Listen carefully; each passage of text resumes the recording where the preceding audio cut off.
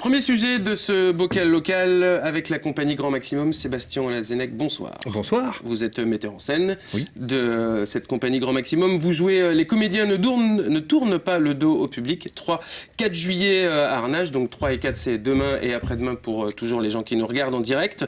Arnage c'est dans le cadre de la saison culturelle et vous serez également les 9 et 10 juillet au Mans dans le cadre du festival Les Soirs d'été.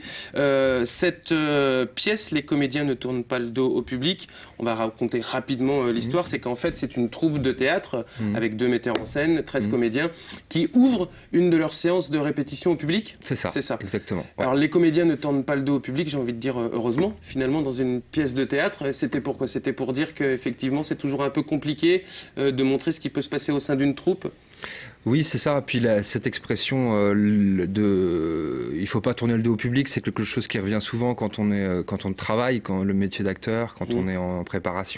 De se tourner. Ouais, c'est ça, d'être face au public, de parler fort, d'articuler, ces espèces de consignes qui reviennent souvent. Donc c'est ça qui m'a amusé dans le titre. Parce que vous êtes le metteur en scène, c'est quelque chose que vous répétez régulièrement? Non, justement, parce que c'est un peu des consignes de l'ancienne école. Ouais. Voilà, donc c'est pour ça que c'est amusant de reprendre ça. Et puis oui, le propos du spectacle, c'est de voir un peu l'envers du décor, comment se prépare une pièce, quelles difficultés on rencontre quand on crée ensemble, puis plus largement, quelles difficultés on rencontre quand on fait des choses ensemble, sans parler de création, quoi. C'est-à-dire qu'en fait, c'est pas un sanctuaire, une troupe de théâtre et une pièce de théâtre, c'est que là, on se dit, parce que c'est un peu la magie parfois du théâtre, quand on va voir une pièce, on n'a que le reflet d'une répétition, c'est une sorte de...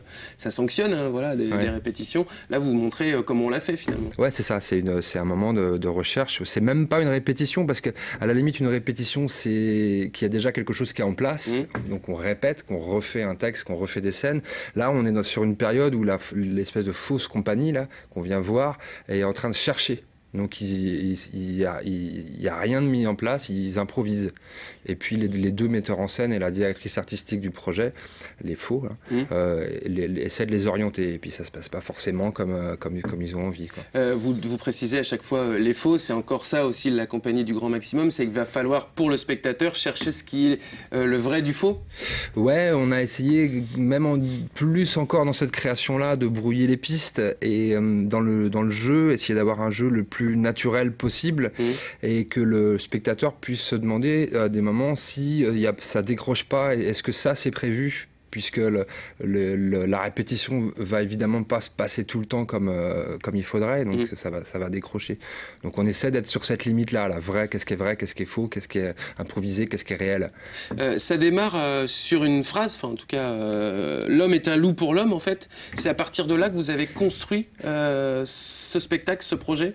C'est dans le propos du spectacle, la pièce que l'équipe monte, c'est autour de cette locution-là, l'homme est un loup pour l'homme. Mais ça, c'est dans la fausse, mais j'imagine que dans le vrai, on y a pensé aussi. Dans le vrai, on y a pensé aussi, oui, mais il y a un parallèle entre la vraie et la fausse. C'est-à-dire que, ça en dit un peu beaucoup, mais c'est pas grave. Les faux metteurs en scène qui dirigent le travail veulent absolument travailler sur le thème des animaux et sur la haine que peuvent avoir les animaux entre eux, comment ils peuvent se bouffer la gueule. Et les comédiens n'y arrivent pas. Mais en réalité, en parallèle, ils le font très très bien quand on leur demande pas de jouer. Ils se bouffent entre eux, quoi. C'est un peu montrer comment on peut chacun se comporter en groupe, avec peut-être les égos de chacun, les envies. Les égos, les envies, les difficultés d'insertion dans le groupe. On aborde aussi le problème des plannings de chacun. Quand on fait quelque chose, qu'on est une quinzaine, qu'il y a des dates de calé, il y en a toujours qui sont pas là, qui sont absents, qui sont en retard. Donc on parle de ça. C'est aussi ça, c'est aussi votre vécu, vous, en tant que comédien ou metteur en scène, les plannings. Oui, carrément. Oui, carrément. Est-ce qu'on pourrait faire un parallèle, Sébastien, avec, je pense à des émissions comme Koh-Lanta, où il y a une sorte de difficulté à vivre en groupe, d'espèce de jugement des gens. Non, c'est juste, je me posais la question. Difficulté de vivre ensemble. Non, sur la forme en plus, non. Non, pas sur la forme, bien entendu, sur le fait qu'on soit ensemble et que ce soit pas facile à gérer. La vie en groupe. La vie en groupe, oui, c'est pas facile à gérer, mais après, on peut faire un parallèle avec beaucoup de choses, parce que quelque part, tous les films, toutes les pièces, tous les bouquins, ou presque, traitent de comment on fait pour vivre ensemble. C'est pas forcément le thème. de notre spectacle. Non, mais de certaines pièces même. Ou de non, mais il y a toujours un moment où il y a ça, les humains entre eux, c'est assez universel, je pense. Ouais. Dans cette pièce, il va y avoir de l'improvisation aussi de la part des comédiens, ou finalement tout ce qu'on va pouvoir voir est calé déjà Non, c'est relativement calé. Il y a de l'impro, mais qui n'est pas mis en focus. C'est-à-dire que l'espace scénique est très très large. Il n'y a pas un endroit avec une scène et puis un autre endroit pour les spectateurs, quoique. Mais du coup, quand ce qui est en focus pour le public est très écrit.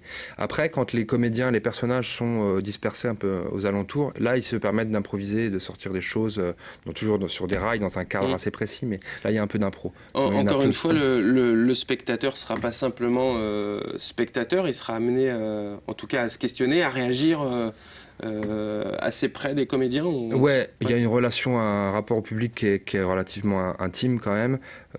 Et puis les gens sont acteurs de la situation puisqu'ils existent dans notre histoire, puisqu'ils sont convoqués réellement à cette recherche, cette répète. Après, ils ne sont pas mis à contribution. Du tout, en fait. Est-ce que vous dites à un moment de la pièce, à ce moment-là, les spectateurs pourraient faire « Oh !» ou chercher, ou se questionner, ou rire, et du coup avoir une réponse adaptée Oui, il y a des moments où on se dit là, forcément, il va y avoir une réaction audible. Donc on essaie de prévoir ça. Ça ne marche pas toujours, mais quelquefois ça fonctionne, oui, effectivement. Donc, mais depuis 2 ans, là, on met en place un système qui marche plutôt bien avec Grand Maximum. C'est que sur les dernières répétitions, on convoque des gens du public, des amis, pour faire une répétition publique. Et après, on fait une espèce de table ronde ou informelle de discussion. Et ils nous amènent des retours critiques qui nous permettent d'avancer. Et du coup, sur cette répétition-là, publique, on peut caler beaucoup de choses pour les premières. En fonction justement des réactions des gens. On se dit, ah là, ça réagira forcément. Parce que c'est pas évident pour un comédien. On précise en plus que les comédiens de la compagnie du Grand Maximum sont tous amateurs, des comédiens amateurs, d'être peut-être confrontés assez près comme ça au public. C'est pas forcément évident. Parfois on peut se cacher sur ce côté groupe, meute qu'on peut avoir dans une troupe. C'est une école assez particulière, celle de Grand Maximum. Là, même si ce spectacle se joue en intérieur, ça reste un spectacle qui est du domaine de l'art en espace public, quoi, par leur rapport au public, la proximité. Mais tous les comédiens, la plupart sont là depuis 6 ou 7 ans maintenant, donc ils sont habitués à travailler de cette façon-là. Et puis les nouveaux qui sont arrivés cette année ou l'année dernière se mettent assez vite dans le groupe. Il y a une énergie qui va dans ce sens-là. Aujourd'hui, on peut encore intégrer la compagnie Grand Maximum ? Oui, c'est possible. Je ne sais pas ce qui va en être des années prochaines, quels vont être les va-et-vient, mais en tout cas, sur le principe, c'est toujours possible. Oui, c'est ouvert, je veux dire. Le but, encore une fois, Sébastien, c'est, entre guillemets, de brouiller les pistes, un petit peu semer le doute comme ça chez le spectateur. Alors, c'est pas le but ultime, ça fait partie votre manière de concevoir. Ça fait partie de notre manière d'amener le spectacle. Mais c'est pas c'est pas le but ultime. Le but ultime sur cette création, c'est de faire réfléchir, si c'est possible, un peu les gens sur comment on fait pour créer. Puis effectivement, à quel point ça peut être compliqué de monter quelque chose quand on est plusieurs, quoi.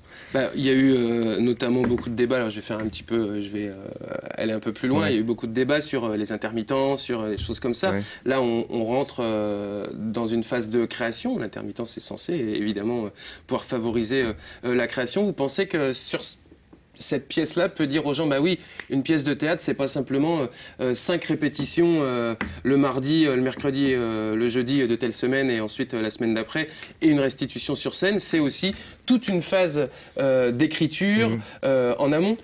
Oui, forcément, oui. Je sais pas après ce que le public prend quand il vient voir le spectacle, mais j'imagine. Mais vous, est-ce que vous, quand vous avez proposé ce thème-là, ce projet, vous vous dites tiens, voilà, on va montrer aussi que une pièce de théâtre, c'est quand même, c'est pas que de la répète, quoi. C'est aussi une phase de recherche. Certains spectacles, c'est comme ça. Celui-là, c'est comme ça. Ouais. Il y a une phase d'écriture, de recherche, de prise de tête, de défrichage. On va dans une direction qui, au final, sera pas utilisée pour le spectacle. Ouais, c'est laborieux. Ouais, c'est une façon de montrer ça aussi. Ouais. Vous êtes metteur en scène, comédien également au sein d'Utopium Théâtre. Sébastien, quand vous avez créé la compagnie du Grand Maximum, vous aviez une ligne directrice sur la manière dont vous vouliez que vos comédiens fassent du théâtre ? Oui, c'était celle de monter des spectacles déjà forcément dans des lieux atypiques, c'est-à-dire que ce soit en salle ou en extérieur, mais dans des lieux qui ne se prêtent pas au théâtre. Et puis pas dans un rapport frontal avec les comédiens sur scène et le public assis dans la salle. Voilà, c'était ça. Et puis je voulais aussi que toutes les histoires qu'on propose aient lieu au moment et sur le lieu où ça se joue, justement pour prendre en compte le spectateur. Après, je me suis pas toujours collé à ce leitmotiv-là, mais jusqu'à présent, on a essayé d'être dans cette ligne de conduite quand même, avec des petits écarts. Oui, de toute façon, le théâtre, c'est pas figé. Ouais, c'est ça, puis ça évolue. Votre manière de concevoir le théâtre, justement, Sébastien, c'est un peu de dépoussiérer ce que peut être le théâtre classique, entre guillemets, ou c'est juste une manière à vous de faire du théâtre, de jouer, de mettre en scène? Il n'y a pas une volonté de dépoussiérer. C'est vrai qu'après, moi, plus facilement les gens. Ouais, moi, j'ai tendance à un peu m'embêter sur quand je vais au théâtre, on va dire conventionnel, mis à part quelques créations un peu en marge qui me fascinent, mais sinon, je m'ennuie, donc je fais ce que j'aimerais voir en fait en tant que spectateur. Du coup, je le vois jamais parce que étant créateur, t'as pas le même regard. Mais c'est peut-être aussi plus facile pour certaines personnes qui n'iraient pas comme ça, parce qu'on a aussi une image parfois un peu élitiste du théâtre conventionnel. Là, de les amener soit déjà à voir une pièce de théâtre, soit peut-être même à créer des vocations, j'en sais rien, pour certains comédiens ou pour certains... Après, ma volonté, c'est pas forcément de créer des vocations parmi les spectateurs, mais c'est, il y a quelque part un choix d'amener un pont vers quelque chose de peut-être plus théâtral, dans des lieux plus confinés, C'est, parce qu'effectivement, quand on se place dans un lieu public en extérieur, il n'y a pas que les spectateurs convoqués qui vont être là, il y aura aussi des passants qui vont s'arrêter, et peut-être, on espère se dire, ah tiens, c'est du théâtre, je pensais pas que c'était du théâtre, peut-être que je peux aller plus loin et m'y intéresser d'un peu plus près. Les comédiens qui jouent dans la compagnie du Grand Maximum participent également à l'écriture du spectacle? Inévitablement, puisqu'on part souvent à base d'impro que eux amènent, donc ils amènent de la matière, du jeu. Et après, vous enjolivez. Ouais, je modèle ça, je garde ou je garde pas, j'imbrique les choses, donc quelque part, ils participent à l'écriture. Les comédiens ne tournent pas le dos au public les 3-4 juillet à Arnage, dans le cadre de la saison culturelle, ce sera dans la salle des fêtes. Salle des fêtes, Et les 9 et 10 juillet prochains, au Mans, dans le cadre du festival des Soirs d'été, on a les lieux... Au Saulnières. À 20h30. Vous sortez de résidence d'ailleurs au Saulnières pour cette création. On est tous les jeudis accueillis par les Saulnières, on répète tous les jeudis soirs là-bas, puis on est allé dans d'autres lieux aussi, histoire de se balader et puis de créer à divers endroits. Mais notre lieu de prédilection, c'est les Saulnières. Si vous souhaitez avoir des informations sur le spectacle ou tout simplement sur la compagnie du Grand Maximum, vous pouvez aller sur leur site internet. Les comédiens ne tournent pas le dos au public. 3-4 juillet à Arnage, 9 et 10 juillet au Mans, dans le cadre des festivals Soir d'été. Merci Sébastien Lazennec. Merci Julien. À une prochaine dans le bocal local. On va parler musique dans quelques instants avec le Ragamuffin Fest Sound Dynamic and Friends organisé vendredi prochain à la Maison pour tous Jean Moulin, ainsi que le Festival des Garennes à Saulnières-sous-Ballon. À tout de suite.